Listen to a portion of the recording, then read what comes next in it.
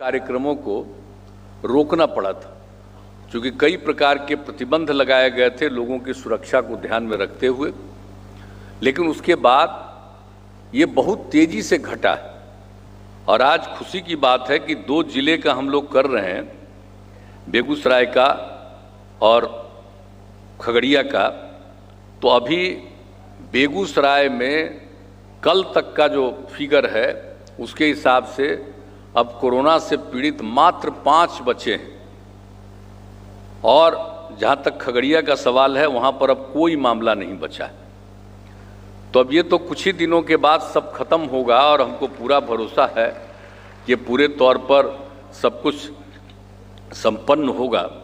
और कोरोना के लिए जितना काम हम लोग शुरू से, दुनिया में तो शुरू हो गया था 19 में, इसलिए इसका नामकरण हुआ कोविड-19, लेकिन हम लोगों के यहाँ तो इसके बारे में जानकारी जो हुई अपने देश में वो तो हुई 2020 में, और वो भी मार्च में, और मार्च ही से सब शुरू हुआ और उस बार तो काफ़ी कुछ चलता रहा। और फिर पिछले साल भी अप्रैल महीने से, अप्रैल के बीच से ही शुरू हो गया था दूसरा दौर, वो भी काफ़ी दिनों तक चला, कुछ महीनों तक। अब उसके बाद फिर ये तीसरा दौर यहाँ पर आया था। तो अब इससे भी ज़रूर मुक्ति मिलेगी और इसके लिए जो हम लोगों की तरफ से जितना प्रयास किया गया, जो लोग पहली बार बाहर फंसे हुए थे उनको हर प्रकार की सहायता वहाँ करना, जब वहाँ से लोग यहाँ आए उनके लिए उपाय करना, और जो जब ट्रेन की शुरुआत की गई तो उसके माध्यम से रेल से जो आने लगे तो उसके चलते भी हम लोगों ने व्यवस्था किया। तो सब तरह से हम लोगों ने काफ़ी लोगों को किया। तो ये सब काम करते हुए हम लोगों ने काफ़ी सहयोग किया और जो भी परिवार के किसी व्यक्ति की कोरोना के कारण मृत्यु हो गई तो उसके लिए भी हम लोगों ने 2020 से ही इसकी शुरुआत कर दी। और बिहार एक पहला राज्य है जहां ये सब काम शुरू हुआ कि मृतक के परिवार को 4 लाख रुपए की सहायता राज्य सरकार की तरफ से, तो ये काम हम लोगों ने शुरू किया। तो ये सब काम तो किए हैं, अब हम लोगों को है कि सब लोग सचेत रहें और इससे ज़रूर मुक्ति मिलेगी। तो ये तो एक अलग बात है। अब तो इसकी शुरुआत हो गई और आज तो अनेक लोगों ने अपनी बात कही है। मुझे बड़ी खुशी हुई कि जो हमारे जीविका समूह की दीदियाँ थी सब अपना अपना अनुभव साझा कर रही थी।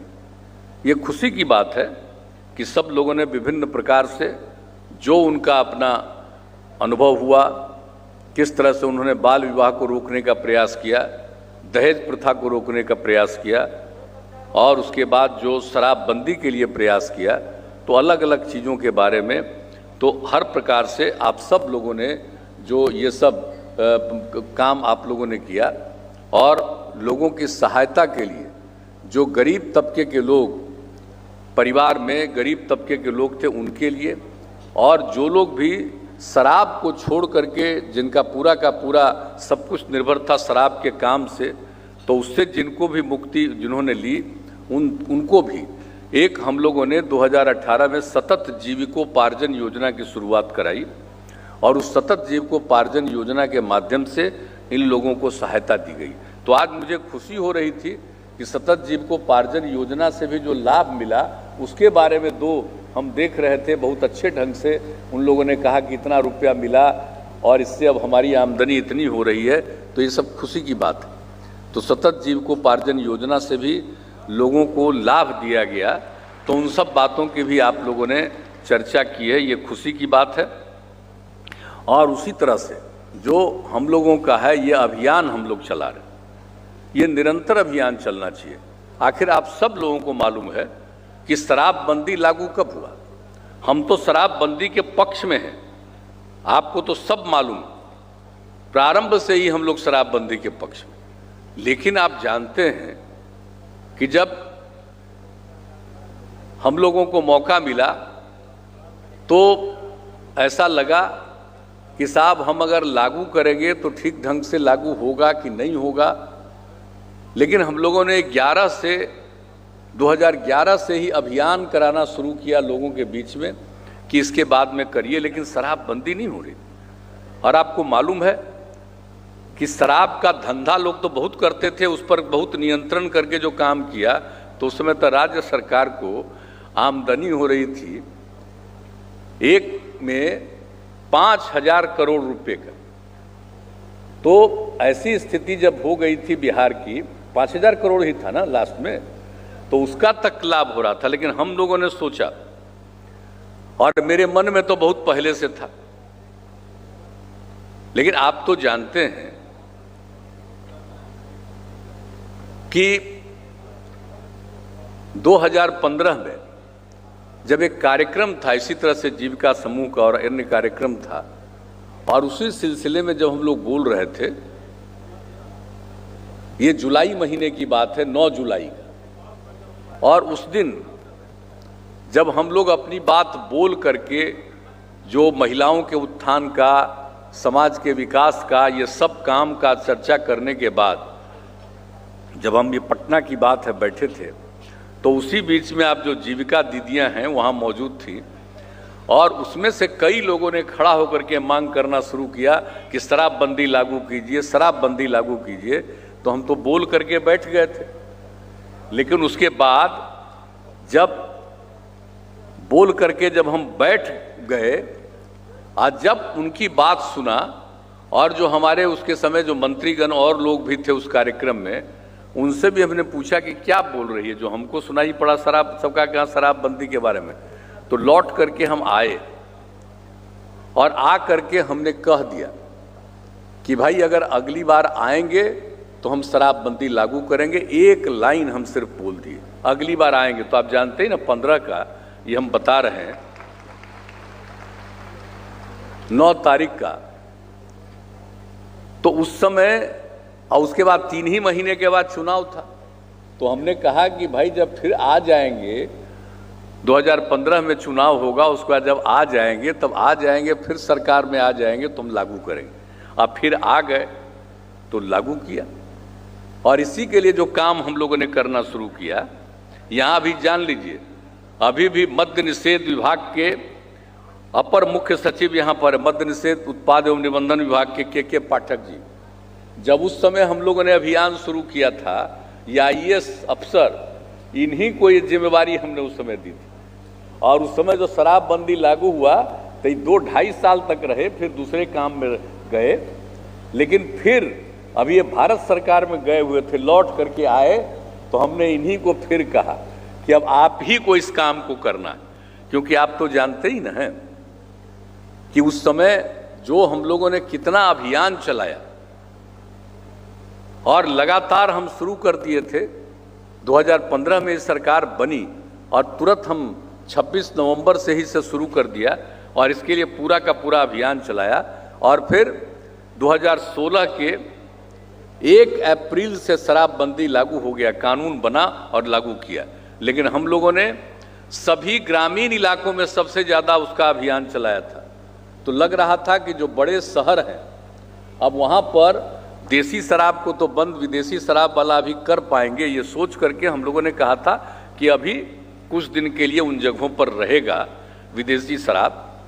लेकिन साहब, जब कितनी खुशी की बात थी, जो हम लोगों को लगा कि शहरी क्षेत्रों में अभियान हमारा उतना नहीं चला, लेकिन जब 1 तारीख को 1 अप्रैल से जब कहीं जो शहरी पटना और कुछ बड़े बड़े शहरों में ये शराब की दुकानें खुलने की बात शुरू हुई, तो किस तरह से वहाँ के महिलाओं ने, पुरुषों ने, युवाओं ने, युवतियों ने किस प्रकार का अभियान चलाया, और एक दुकान को खोलने नहीं दिया, ये देख करके। और उस समय हम लोगों का विधानमंडल सत्र चल रहा था।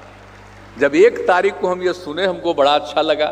फिर 2 तारीख को देखे और बढ़ गया, कोई नहीं दुकान खोल पा रहा शहरों में। 3 तारीख को भी देख लिया, 4 को, तो 4 तारीख को ही हम मीटिंग बुलाए अधिकारियों का और सबका, और तय किया कि कल से करेंगे। और 5 तारीख को फिर कैबिनेट की मीटिंग करके तय कर दिया, अब शहरी क्षेत्र में भी इसको लागू। यानी 1 तारीख के बाद 5 तारीख को, 4 दिन के बाद ही पूरे बिहार में देसी विदेशी शराब पूरे तौर पर प्रतिबंधित हो गया, लागू हो गया। तो कितनी खुशी हुई थी ये देख करके कि क्या है। और मांग आप ही लोगों की थी, तभी हम लोगों ने किया। जननायक कर्पूरी जी जब मुख्यमंत्री थे 1977 में बने थे और उन्होंने लागू किया था बिहार में शराबबंदी, और 2 ही साल के बाद उनको लोग हटा दिए थे और बाद में शराबबंदी को बंद किया था। इसी को देख करके हम लोगों को लग रहा था कि पता नहीं लोग गड़बड़ करेगा, लेकिन जब इस काम को लागू किया तो उसी समय मन बनाया था कि हम किसी कीमत पर इसको छोड़ने वाले नहीं हैं। और आपको मालूम है, जब विधानसभा में और विधान परिषद में जो गया हम लोगों का विधेयक, उसके लिए प्रस्ताव गया, सर्वसम्मति से पक्ष विपक्ष सब ने एकजुट होकर के, और उसके बाद विधानसभा में विधान परिषद में दोनों जगह लोगों ने खड़ा होकर के संकल्प लिया शराबबंदी के पक्ष में। ये काम हुआ था। तो अब इसके बाद तो इधर उधर तो गड़बड़ करने वाला होता ही नहीं जी। हम तो सब दिन आपको बताते हैं, आदमी जो है, मनुष्य जो है, ये 100% कभी भी ठीक नहीं हो सकता, कुछ ना कुछ तो गड़बड़ होता ही है। आप जानते हैं कि 10% तो बिल्कुल ठीक होता है, लेकिन बाकी सब पढ़ता है, लिखता है, अच्छा अनुभव होता है तो 90% तक तो बिल्कुल ठीक हो जाता है। लेकिन वो 10% में कुछ लोग गड़बड़ करने वाला होता है, सब नहीं, लेकिन कुछ लोग ऐसा होता है जो वही 10% के अंदर, वही 10% के अंदर सारी समस्या पैदा होती है। तो वही तो समस्या है। अभी भी जब से हम लोगों ने लागू किया तब से कहीं ना कहीं गड़बड़ करते रहता है। जहरीला शराब का भी जब हम लोग लागू किए थे तो उस समय की भी घटना घटी थी, कितनी सजा हुई आप देख रहे हैं, लोगों को कितनी बड़ी कोर्ट सबसे सजा हो गई। लेकिन अभी इधर हाल के दिनों में जब फिर घटना घटी, ये शराबबंदी लागू किए थे तो कुल मुश्किल से 3 हुआ था, लेकिन जो पिछले साल से फिर देखा कि ये जहरीली शराब वाला ये झंझट और उसके चलते मृत्यु बहुत हो रही है। जब मृत्यु हो रही थी तो बहुत लोग लगे बोलने, कहा कि अब शराबबंदी फेल कर गया है, अब इसको छोड़ दीजिए, अब बोलिए लोग मर रहा है तो मरने वाले को सहायता मिलना चाहिए। तो हमने कहा मरने वाले को सहायता मिलना चाहिए? अरे दारू पिएगा तो मरेगा ही, ये दारू पीता है इसलिए मरता है। वो जिससे दारू लेने गया वो गड़बड़ था, वो उसको जहरीला पिला दिया तो मर गया। तो हम लोग तो शुरू से कहते हैं कि दारू बहुत बुरी चीज है, दारू से बचिए। तो जब जहरीला भी पिलाता है और तब भी मरता है, तो उसी समय हमने सोचा कि इसको लेकर के निश्चित रूप से और बड़े पैमाने पर हम लोग अभियान चलाएं। और ये अभियान जो हम लोग चलाएं, निरंतर चलाते रहें। पहले जैसा कर रहे थे, कितना बड़ा बड़ा अभियान चल रहा था, तो इस अभियान को हम लोगों को जारी रखना है। इसीलिए हम लोगों ने पिछली बार जो 26 तारीख से 26 दिसंबर को ही हम लोगों ने इस काम, नवंबर से ये बात हम लोगों ने किया, और 16 नवंबर को पिछली बार हम लोगों ने बड़े पैमाने पर सभी जिले के अध्यक्ष और सभी अधिकारियों के साथ, पुलिस अधिकारियों के साथ और इससे संबंधित विभागों के साथ, सब के साथ हमने बैठक की थी और 7 घंटे तक हमने बैठक की थी और सब से कहा कि भाई इसको लागू करना है और ठीक ढंग से इसको देखिए और इसके लिए करिए। और वही फिर 26 तारीख से हम लोगों ने अभियान जो हम लोगों ने करने की शुरुआत कराई। तो ये चीज़ जो चल रहा है, और आप जानते हैं, हम तो आपके बीच में कहना चाहते हैं कि कितना बुरा चीज़ है शराब। और शराब के बारे में तो आप जान रहे हैं कि लोगों को कितना नुकसान होता है। आप समझ लीजिए, हम लोगों के राष्ट्रपिता बापू, अब उन्होंने जब आज़ादी की लड़ाई का नेतृत्व कर रहे थे, देश को आज़ाद कराया राष्ट्रपिता हैं, राष्ट्रपिता महात्मा गांधी। और वो जब आज़ादी की लड़ाई लड़ रहे थे, उस समय भी उसके साथ साथ वो शराबबंदी के लिए बोलते थे। शराब के बारे में लोगों को बोलते थे बहुत बुरी चीज़ है, ये सारी बातें। तो हम लोगों ने सोचा कि भाई अगर हम लोगों को अभियान, हम पहले भी कह रहे थे, लेकिन अभी जो हम लोगों ने समाज सुधार अभियान चलाया जिसमें 3 पक्ष है, उसका एक पक्ष है शराबबंदी का, नशा मुक्ति का। तो नशा मुक्ति का है तो इन सब चीजों को घर घर तक, एक एक बच्चे तक, एक एक व्यक्ति तक पहुंचाना चाहिए कि राष्ट्रपिता हैं और आजादी की लड़ाई में उन्होंने कहा। कभी कभी तो हमको आश्चर्य होता है कि कोई कोई एक आध आदमी का हम सुनते हैं तो हमको आश्चर्य होता है कि किस काम के लिए राजनीति करता है, क्या चीज है। सर्वसम्मति से पारित हुआ और कहां कुछ बात बोलता है, भूल गया राष्ट्रपिता को। और आप तो जानते हैं हम लोग किस प्रकार से उनकी बातों को लागू कर रहे हैं। समाज के सुधार के लिए जो सारा काम हम लोग कर रहे हैं, तो ये काम हम लोग करते हैं। और उन्होंने जो उस समय कहा था, और उसके अलावे जान लीजिए 2018 में विश्व स्वास्थ्य संगठन, वर्ल्ड हेल्थ ऑर्गेनाइजेशन WHO ने, हम लोग तो 2016 में लागू किए, विश्व स्वास्थ्य संगठन, वर्ल्ड हेल्थ ऑर्गेनाइजेशन, आप सोच लीजिए उसने पूरा काम किया, पूरे दुनिया के एक एक देश, हर इलाके का पूरा सर्वेक्षण किया शराब के बारे में।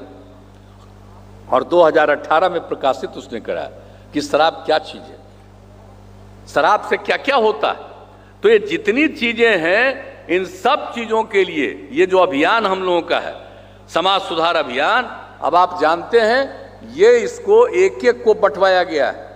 और हम तो कहेंगे DM से, दोनों जगह के कि इसको तो भाई हर घर तक पहुंचवा देना हम लोगों को। एक एक घर में रखिएगा और देखिएगा, यहां पर लिखा हुआ है, बापू की तस्वीर देखिए और उसी में क्या लिखा है। गांधी जी ने कहा था, क्या कहा था, शराब आदमियों से न सिर्फ उसका पैसा छीन लेता है बल्कि उनकी बुद्धि भी हर लेती है।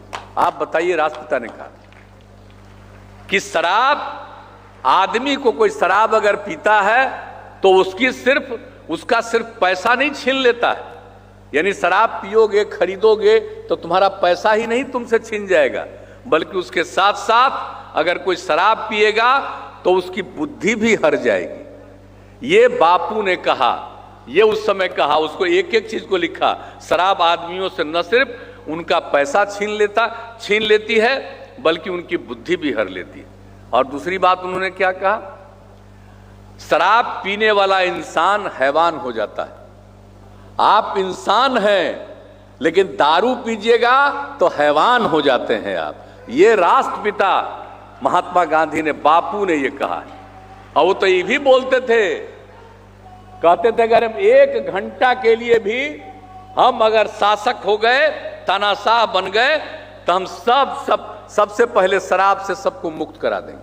अब आप सोचिए, जो बापू कहते थे उनकी बातों को इसमें लिखा हुआ, एक एक आदमी को बताइए, पढ़ाइए, याद कराइए कि जरा जान लो ये कितनी बहुत बड़ी चीज है। कुछ लोग तो गड़बड़ होते ही नहीं जी, हम तो शुरू में आपको कह दिए। कुछ लोग अपने को काबिल समझता है, विद्वान समझता है, पढ़ेगा भी या दारू पिएगा। कुछ लोग तो बड़े बड़े काम में रहते हैं, वो भी दारू पीते हैं। मैं उन तमाम लोगों से कहूंगा कि आप दारू पीते हो, आप अपना नुकसान कर रहे हो, देश का नुकसान कर रहे हो, सबका नुकसान कर रहे हो। दारू पीना अधिकार है। जब देश आजाद हुआ तब भी कानून बन गया। संविधान में जो है 47वें नंबर पर है, हर राज्य सरकार को अधिकार है, इस पर लगा सकता है प्रतिबंध। तो उसके बाद भी कई तरह से इधर उधर कहीं करना कुछ करता रहता है। अरे भाई, जिस चीज के लिए बना हुआ देश को आजाद कराने वाले व्यक्ति ने जो कहा राष्ट्रपिता ने, और कितना नुकसान है। और अब जो काबिल लोग हैं, हम तो इसीलिए कह रहे हैं कि वर्ल्ड हेल्थ ऑर्गेनाइजेशन जो पूरे देश दुनिया का सर्वे किया, तो उससे ज्यादा काबिल आप हैं। आपको पता है, दारू पीने और पिलाने वालों को कुछ मालूम है, जरा जान लीजिए। इसने जो पूरे दुनिया का सर्वेक्षण करके और एक एक जगह का पता करके क्या कहा, एक साल के अंदर 2016 में ही पूरे दुनिया में हर देश को मिला करके उसने जो किया और रिपोर्ट दिया, कहा कि एक साल के अंदर शराब पीने से 30 लाख लोगों की मौत होती है। बताइए, आई चल रहा 19 से कोरोना शुरू हुआ, 20, 21 अभी भी चला, इतना तक में करके मैंने कुल मिलाकर के जोड़ लीजिए 2 साल से भी ज्यादा, मान लीजिए कि 2 महीना और जोड़ लीजिए कि 2 साल 4 महीना हो गया कुल मिलाकर के, तो इसमें पूरे दुनिया में कितने लोगों की मौत हुई? इतने दिन के अंदर भी अभी तक 30 लाख के नीचे है मौत, 24 लाख की मौत हुई है। आप जरा सोच लीजिए कि इतना गंदा चीज है कोरोना।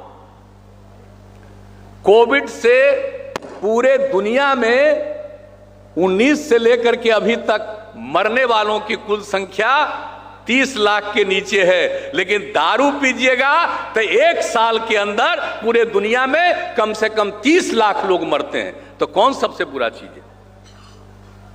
आज तो कोरोना के लिए दुनिया भर में इतना अभियान और हम लोगों ने कितना चलाया, लेकिन आप सोच लीजिए कि सबसे ज्यादा मौत और सबसे ज्यादा प्रकार की बीमारियां तो कोरोना से, ये कोरोना से भी तो बीमारी हुई, उससे भी ज्यादा दारू पीने से होता है। तो इसने तो कहा 1 साल के अंदर 30 लाख लोगों की मौत 1 साल में होती है, और पूरे दुनिया में 1 साल में जितनी मृत्यु होती है उसमें से 5.3% मृत्यु सिर्फ शराब पीने के कारण होती है। यह कितनी बड़ी बात है, ये तो एक एक आदमी को बताना चाहिए, सब आदमी की जानकारी में रहना चाहिए। और दूसरा चीज, कम उम्र का लोग को भी लोग गुमराह करते न रहता है। उसकी जो रिपोर्ट थी 20 साल से लेकर 39 साल की उम्र वालों तक, आपको मालूम है 20 साल से 39 साल वाले की उम्र में अगर दारू पीता है तो 13.5% की मौत। अब आप जरा सोच लीजिए शराब कितनी बुरी चीज है। ये विश्व स्वास्थ्य संगठन ने इसको प्रकाशित किया एक एक चीज को लेकर के। और शराब के कारण जो मृत्यु है वो टीबी के कारण मृत्यु होता है, HIV, एड्स, डायबिटीज यानी मधुमेह, इन सब के कारण मृत्यु होती है, उससे ज्यादा मृत्यु होती है। और उसके रिपोर्ट ये हुआ कि शराब पीने से लगभग 200 बीमारियां फैलती है।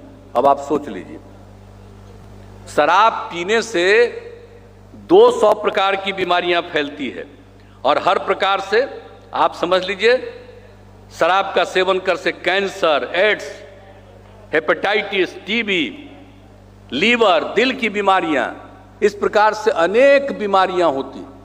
तो ये सब हम लोगों ने इसमें लिख दिया है। और इसके अलावे जो विश्व स्वास्थ्य संगठन ने ये कहा कि आत्महत्या यानी दारू पीने के बाद लोग जरा आत्महत्या भी करता है। बहुत कारण से लोग आत्महत्या करते हैं, लेकिन आत्महत्या जितनी हुई दुनिया में होती है 18% आत्महत्या सिर्फ शराब पीने के कारण, दारू पीने के कारण। और दूसरी चीज कि आपस का झगड़ा, दारू पीने में एक दूसरा से झगड़े न करता है तो दुनिया भर में आपस का झगड़ा 18%। आप सोच लीजिए कितनी बड़ी बात है। आपस का झगड़ा तो कई कारण से होता है, लेकिन दारू अगर पिए रहता है तो एक दूसरे से जो झगड़ा करता है उसकी संख्या 18%। और उसके बाद दारू पीते हैं लोग और गाड़ी चलाते हैं, और दारू पी करके जब गाड़ी चलाते हैं तो कितना एक्सीडेंट होता है, सड़क दुर्घटनाएं कितनी होती हैं। तो दुनिया भर में सड़क दुर्घटनाएं दारू पी के गाड़ी चलाइएगा तो दुनिया भर का उसने सर्वेक्षण करके निकाला कि 27% दुर्घटनाएं, सड़क दुर्घटनाएं दारू पी करके गाड़ी चलाने से होता है। अब जरा सोच लीजिए कितनी बुरी चीज है शराब। तो हम लोग जो अभियान चला रहे हैं तो उसके साथ साथ इन सब चीजों को भी एक एक घर में पहुंचा करके और सब लोग एक दूसरे के बारे में कहिए, ताकि भाई आप लोग तो अब जानते हैं, आप लोगों ने तो शराब के बारे में शुरू कराया। और आपको मालूम है बिहार 2018 में हम लोगों ने इसका आकलन करवाया था। तो शराब पीने से को छोड़ने वाले बिहार में जो पहले शराब पीते थे 1,64,00,000 लोगों ने शराब पीना छोड़ दिया है, 2018 का रिपोर्ट है। और अभी तो हम लोगों ने फिर कह दिया है कि फिर से एक रिपोर्ट करिए कि और पता चलेगा कि इससे भी कितना लोग आगे बढ़ गए, शराब को पीना छोड़ दिया। तो इतनी बड़ी संख्या में लोग शराब पीना छोड़ दिए। अब आप सोच लिए, सब तो नहीं पीते हैं शराब, ऐसा तो कभी है ही नहीं कि सब पीते हैं, कुछ ही लोग पीते थे, उसमें से भी इतना लोगों ने छोड़ दिया। और उसके बाद जो कुछ लोग बचे हैं इधर उधर, इन सब के बीच में निरंतर अभियान चलाते रहना है। और जब कहिएगा कि नुकसान होगा, सब तरह का दिक्कत आपको होगा, तभी जाकर के लोगों को आप ठीक ढंग से बता सकते हैं। और कितने प्रकार की बीमारियों से पीड़ित होते हैं, इन सब चीज़ों के बारे में, शराब के बारे में लोगों को कहना, तो ये बहुत ज़रूरी है। और आप जानते हैं कि इसके लिए पूरे बिहार में कितना ज़्यादा सब कुछ हो रहा। अब ये जो अभियान चलते रहेगा, अभी ये मत समझिए कि हम जो आ रहे हैं कार्यक्रम में, 2016 में हम लोगों ने जो अपनी अभियान चल रहा था उसमें हम 9 जगह गए, और इस बार हमने तय किया 12 जगह जाएंगे। तो आज तो 9वां जगह पर मौजूद हैं। तो आप समझ लीजिए कि पूरे तौर पर यह अभियान, और आप सब लोगों से कहेंगे कि इस चीज़ को निश्चित रूप से हम लोगों को आगे जारी रखना है, और इसके लिए हम सब लोगों को प्रयास करना है। और आप सोच लीजिए, हम लोगों ने कौन सा काम छोड़ा है भाई? सब लोगों के लिए आपकी बात हम लोग सुनते हैं, और ये काम किया। और महिलाओं के विकास के लिए जो हम लोगों ने काम किया, तो आप जानते ही हम लोगों ने विकास का काम, सबके उत्थान का काम, एक एक काम किया। न्याय के साथ विकास, हम शुरू से इस बात को बोलते हैं, और ये जरूरी है विकास का भी काम करना। कितना काम हुआ सब लोगों को मालूम न है। क्या हालत था पहले, शाम होते घर से कोई बाहर निकलता था जी, घर के अंदर बंद रहते थे। अब आजकल वो बात है। और दूसरी बात, स्कूल वगैरह की क्या हालत थी, कितनी कम लड़कियां पढ़ पाती थी। अगर 5वीं तक पढ़ भी ले, लेकिन उसके बाद पढ़ाना गरीब परिवारों के लिए मुश्किल था। लड़की को आगे पढ़ने के लिए पोशाक चाहिए, वो देने की स्थिति में नहीं रहते थे, नहीं होता था। हम लोगों ने पोशाक योजना की शुरुआत की, और हमने कहा लड़कियों को और आगे पढ़ाएंगे। और 9वीं क्लास वाले के लिए हम लोगों ने साइकिल योजना की शुरुआत कराई। क्या स्थिति हुई, कोई लड़की साइकिल चलाती थी। और किस तरह से जब साइकिल योजना की शुरुआत हम लोगों ने करा दिया, 2007 से शुरू करके 8 से मिलना शुरू हो गया, तो कितनी बड़ी संख्या में लड़कियां हाई स्कूल तक भी पहुंचने लगी। और किस तरह से लोग घर से वहां जाने लगी। कुछ लोग बीच में बोलता था कि अरे लड़की को आप साइकिल चलवाइएगा तो कोई ना कोई रास्ता में उसको तंग करेगा। हमने कहा कोई तंग नहीं करेगा, हर घर से जो लड़की निकलेगी सबको साइकिल मिलेगा, कोई इधर उधर नहीं करेगा। आज तक एक भी घटना साइकिल लेकर के चला करके लड़की चली, कहीं कुछ नहीं। और उसके बाद कितनी लोगों को खुशी, स्कूल से घर लौट करके आती थी तो कभी कभी अपने माताजी को, अपने पिताजी को लेकर के बाजार तक भी लड़की जाती थी। और जो बिहार में ये हम लोगों ने साइकिल योजना की शुरुआत की, मालूम है, ये देश का तो अनोखा था ही अपना, बाहर भी नहीं था। दुनिया के कई मुल्कों को जब मालूम हुआ, इस बात की जानकारी मिली, तब 3 जगह से लोग आ करके इसका अध्ययन 9, 10, 11 में सब किया, और इसके बारे में कहा बहुत अच्छी चीज है। तो एक एक चीज की प्रशंसा हुई। अब आजकल तो लोग भूल न रहे हैं, आजकल तो सोशल मीडिया ना आ गया है। अब पहले तो कोई बात करते थे घर घर तक खबर पहुंच जाता था, आजकल तो एक एक चीज कुछ देखते रहता है हमेशा, दिन भर कुछ से कुछ आते रहता है। असली चीज जो अब लड़कियों के लिए किया गया, अब हो सकता है उसको पता भी नहीं हो कि सरकार ने कब शुरू किया, किस लिए शुरू किया, और कैसे उसको कितना फायदा हुआ।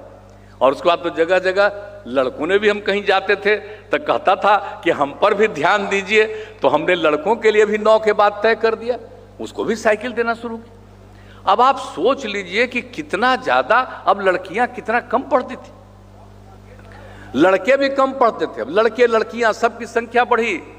और अब तो एक खुशी की बात है कि 1 साल पहले जब मैट्रिक की परीक्षा चल रही थी, तो लड़का से 300 की संख्या में ज्यादा लड़की परीक्षा में शामिल थी पूरे बिहार में कुल मिलाकर के। अब इतना लड़कियां पढ़ रही। अब कितना आगे हो रहा है।